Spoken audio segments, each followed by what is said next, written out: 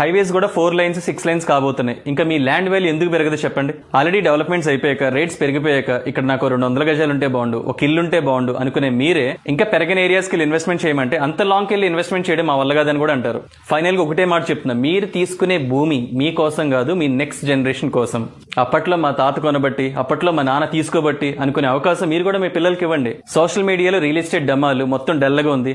అసలు ఒక సగటు మిడిల్ క్లాస్ ఇన్వెస్టర్ కి భూమి తీసుకుని ఒక 10 ఏళ్లు వదిలేద్దాం అనుకునే వాళ్ళకి అసలు ఈ వార్తలతో సంబంధం లేదు.